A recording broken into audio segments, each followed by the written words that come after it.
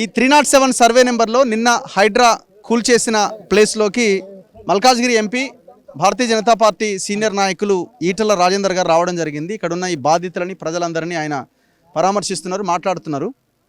నమస్తే ఈటల రాజేందర్ గారు. నమస్కారం.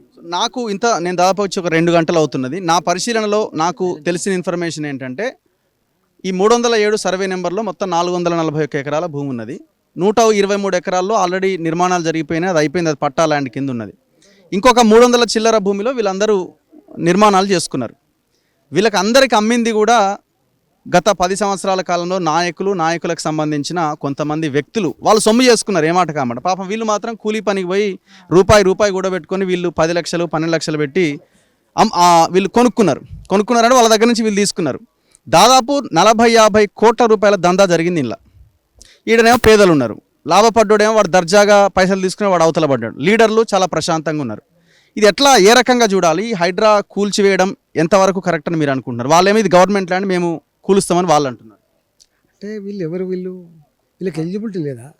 రాజ్యాంగం కల్పించిన హక్కు కూడు గుడ్డ నీడ. అసలు నీకు సోయి ఉంటే 79 సంవత్సరాలైతే స్వతంత్రం వచ్చి నీకు సోయి ఉంటే ఇలాంటి వాళ్ళు ఎందుకున్నారని చెప్పి ఆలోచన చేయాలి. కానీ ఇల్లు కూలకూడడం పరిష్కారం కాదు. నేను ఏమంటాను, మీరే చెప్తున్నారు, మీరు 2 గంటలు అయింది అంటారు కదా. 2 తాడి చెట్ల లోతంత క్వారీలు, గుట్టలు, చెట్లు, పాములు, పురుగుబూసితో ఇక్కడ ఈ చిమ్మన చీకట్లో 60 గజాలలో ఉంటున్న వీళ్ళంతా ఎవరు?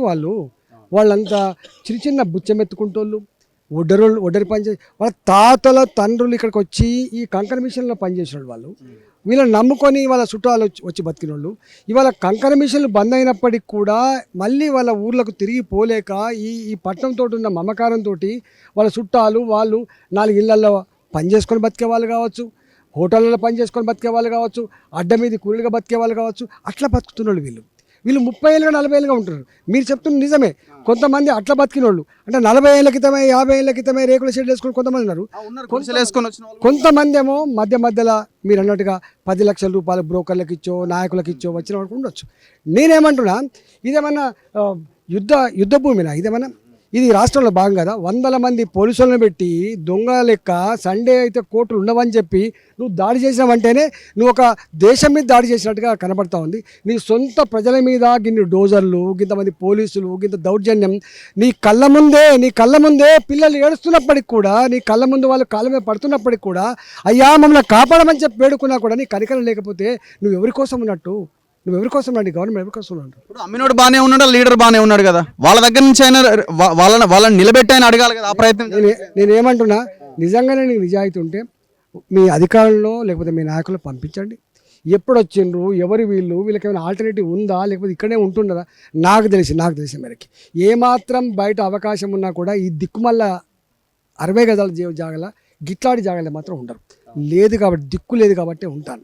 వాళ్ళతో మాట్లాడి ఇప్పుడు నువ్వు ట్విట్టర్లో పెడుతున్నావు 15,000 కోట్ల రూపాయల భూమిని కాపాడని చెప్పి, అంత కలితే ఒక 5 ఎకరాలు 6 ఎకరాలు లేవు కదా. ఇవి 5 ఎకరాలు 6 ఎకరాలు కట్టుకునే ఇల్లు కదా. ఒక పక్కకు వీళ్ళందరినీ ఎంక్వైరీ చేసి వీళ్ళకి ఇంకెక్కడైనా ఊళ్ళలో ఇల్లు ఉన్నాయా, వీళ్ళ రీచా, లేదా బ్రోకర్లు వేసిన వాళ్ళ, వీళ్ళు పేడ్ వర్కర్సా, అన్నీ ఎంక్వైరీ చేసి వాళ్ళకు ఇల్లు కట్టించి ఏర్పాటు చేయి. ఇవాళ నువ్వు వచ్చి కూల కొడుతుంది, వాళ్ళ మంచం వాళ్ళ వండుకునే గిన్నెలు వాళ్ళకు కరెంటు కట్ చేస్తేవి, వాళ్ళకి ఇక్కడ బాయిలు లేవు, ఇక్కడ నల్లాలు లేవు, ఇక్కడ ఉన్నదల్లా బోర్తో వచ్చేది. నిన్న నుంచి ఇవాటి వరకు పశువులకు నీళ్ళు లేవు, పిల్లలకు నీళ్ళు లేవు. ఎంత హృదయ విదారకంగా ఉందో చూడు రఘు. అంటే ఎంత బాధ అనిపిస్తుంది చెప్పండి. అంటే నువ్వు ఎటువైపు పోతున్నావు? నువ్వు ఇందిరమ్మ రాజ్యం అంటే పేదల ఇల్లు కూలగొడ్డేనా అని చెప్పి అలా వాళ్ళు అంటున్నారు.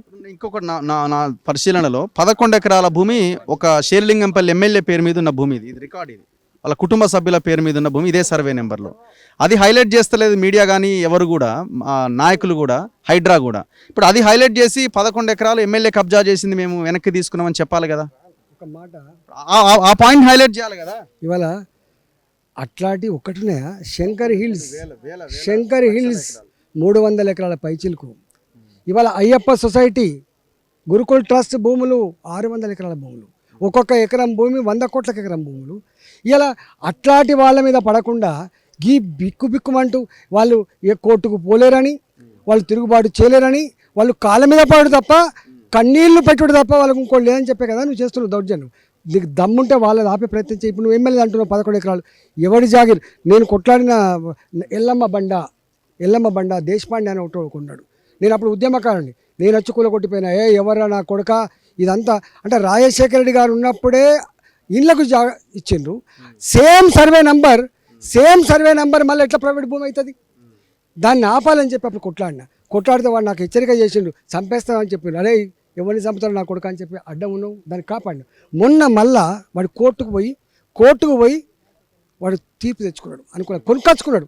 కోర్టుకు పోయి వాడు కొనుక్కొచ్చుకొని ఇవాళ దాన్ని రేకులు పెట్టే ప్రయత్నం చేస్తే మళ్ళీ వచ్చిన మన ఎంపీగా వచ్చి ఖబర్దార్ నా కొడుకు అని చెప్పిన. నేను అంటున్నా శ్మశాన వాటికలు కూడా అలా 100 ఎకరాలు 97 ఎకరాల భూమిలో 100 కోట్ల ఎకరం ఉంటుంది. అది శ్మశాన వాటిక కూడా ఉన్నది. ఆడ శ్మశాన వాటిక కూడా పర్మిషన్ ఇచ్చినాడు గత ప్రభుత్వం. నేను అంటున్నా ఎవడి జాగిరిది? పేదలకేమో 60 గదాల జాగా మీదనేమో నువ్వు ఇంత దౌర్జన్యం చేస్తున్నావు కదా. ఈ బ్రోకర్ల మీద, ల్యాండ్ గ్రాబర్ల మీద, నాయకుల మీద ఎక్కడ పోయింది నీ ప్రతాపం? నీకు దమ్ముంటే చెయ్యి.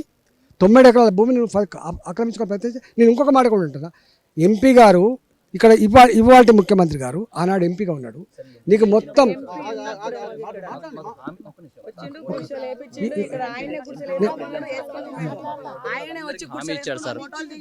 నేనేమంటున్నా, నేను అంటే ఆనాడు వారు ఎంపీగా ఉన్నప్పుడు ఇదంతా న్యాయం అనిపించింది. ఈ గుడిసెలు వేసుకునే వాళ్ళకి హామీలు ఇచ్చిండు. అప్పుడేమో గుడిసెలు వేసుకున్న దగ్గరికి వచ్చినావు, నా ప్రశ్నించే గొంతుకు ఓటేయమని చెప్పడిగినావు, పోరాడేవానికే ఆశీర్వదించమని చెప్పడిగినావు.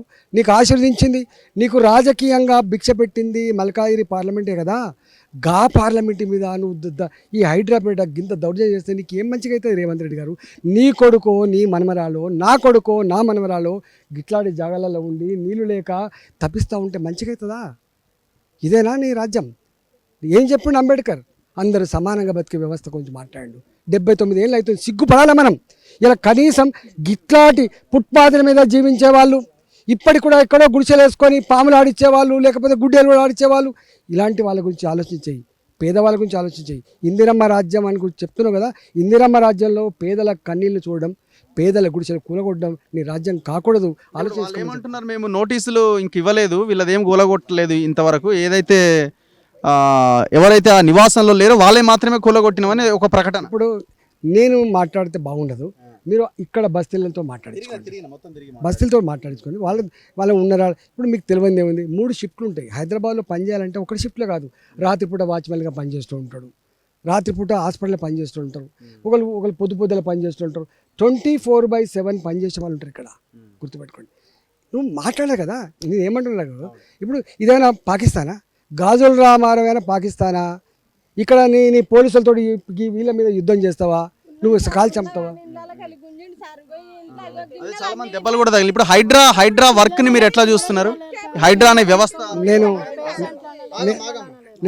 నేను చూసిన కాడికి రంగనాథ్ గారు హైడ్రా కమిషన్గా వచ్చినాడు. నేను అనుకున్నా నిజంగానే పెద్దవాళ్ళ కబ్జాదారులకు ఇది ఒక సింహ స్వప్నంలాగా ఉంటుందని చెప్పి భావించిన. కానీ ఇప్పటిదాకా నేను చూసిన దాంట్లో చెరువుల పక్క పంటున్న బస్తీలను కూలగొట్టే ప్రయత్నం చేసిండు. ఇట్లా గాజుల రామాల లాంటి గిట్లాంటి వాటి చేస్తున్నాడు. ఇది ఆయనకు కూడా మంచిది కాదు వ్యక్తిగతంగా. ఆయన అనుకుంటుండు నువ్వు గిట్ల పేదలు కన్నీళ్ళు పెడితే, పేదలు ఏడిస్తే మంచిది అనుకుంటున్నావు. నేను రంగనాథ్ గారు ఇప్పటికైనా ఆలోచన చేసుకో. నీకేం మన నిజాం సర్కార్ కాదు కదా, 2028 వరకు రేవంత్ రెడ్డి గారి ప్రభుత్వానికి అధికారం ఇచ్చింది. మంచిగా మళ్ళీ ఆశీర్వదిస్తారు, మంచిగా లేకపోతే పెడతారు. నువ్వు ఇల్లు కట్టించి నువ్వు మంచిగా 2,500 రూపాయలు నువ్వు ఇచ్చిన హామీలు అమలు చేస్తే మళ్ళీ మంచోడు అని చెప్పి ఆశీర్వదిస్తారు, లేకపోతే కన్నెరే చేస్తారు, పాతాలలో పాతరేస్తారు. గుర్తుపెట్టుకో. Thank you very much Etela Rajender గారు. ఇది ఆ బాధితుల పక్షాన ఎంపీగా ఈటల రాజేందర్ వాళ్ళకి అండగా నిలబడడానికి ఇక్కడికి రావడం జరిగింది. ఏదేమైనా ఈ టోటల్ ఎపిసోడ్లో మనకు చాలా క్లియర్గా కనబడుతున్నది ఏంటంటే, కొంతమంది ఇక్కడ ఉన్నటువంటి లోకల్ లీడర్లు, చోటామోటా లీడర్లు, ఎమ్మెల్యే, పాత ఎమ్మెల్యే, ఇప్పుడున్న ఎమ్మెల్యేకి సంబంధించిన అనుచరులు 4-5 ఒక్కొక్క ప్రాంతాన్ని పంచుకొని ఈ పేద ప్రజల దగ్గర నుంచి డబ్బులు వసూలు చేసి వాళ్ళకి నోటరీల కింద భూములు అమ్మేసినారు. 10 లక్షలు, 12 లక్షలు. దాదాపుగా ఈ 5-6 ఎకరాల పరిధిలోనే దాదాపు ఒక 300 ఇళ్ళకి 50 కోట్ల బిజినెస్ చేసిరు వీళ్ళు. 50 కోట్ల బిజినెస్. మరి రంగనాథ్ కానీ రేవంత్ రెడ్డి కానీ ఎవరి మీద యాక్షన్ తీసుకోవాలి? ఆ దొంగలందరినీ లైన్లో నిలబెట్టాలి. పర్మిషన్లు ఇచ్చారు అధికారులు. ఇందులో వీళ్ళ దగ్గర నుంచి డబ్బులు తీసుకొని 10 లక్షలు, 12 లక్షలు, 15 లక్షలు తీసుకొని ఎంఆర్ఓ దగ్గర నుంచి, ఆర్డీఓ దగ్గర నుంచి, పోలీసుల దగ్గర నుంచి మొత్తం అందరికీ ఎవరి కానీ పంచిపెట్టారు. ఇందులో మరి వివేకానంద గౌడ్ ఈ పాటికి రావాలి ఇక్కడికి. ఎందుకు వస్తలేడు? రావాల్సిన అవసరం ఉంది కదా. ఎంపీగా ఉన్నప్పుడు వడ్డేర సంఘం అందరం వెళ్తే అక్కడ మీ ఇల్లు మీరు అక్కడే కట్టుకొని నేను హామీ అని చెప్పేసి మాకు భరోసా ఇచ్చాడు. ఈ ఫోటో కింద చేయండి మీరు. మాట్లాడండి, మీరు మాట్లాడండి. సో జరిగింది ఇది, జరుగుతున్నది ఇది.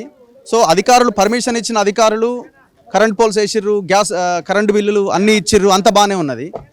మరి ఈ ప్రజలకు ఎందుకు ఈ బాధ?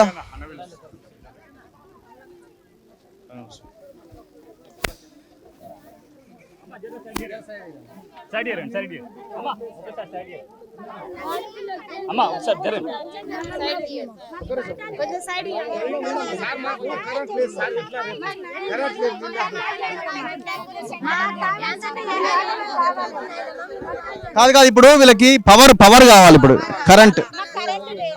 ఇప్పుడు మీరు వీళ్ళతో మాట్లాడి నేను కూడా మాట్లాడతా వాళ్ళతో ఫస్ట్ అయితే నీళ్ళు అయితే ఇవ్వాలి కదా.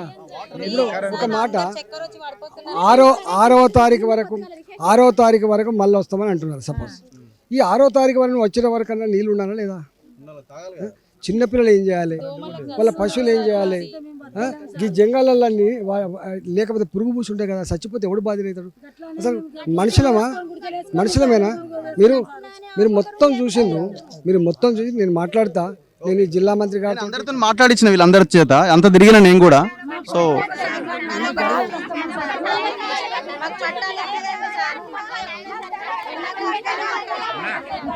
సో ఇది పరిస్థితి. కెమెరామెన్ పాషాతో రఘు, మన తొలివేలు.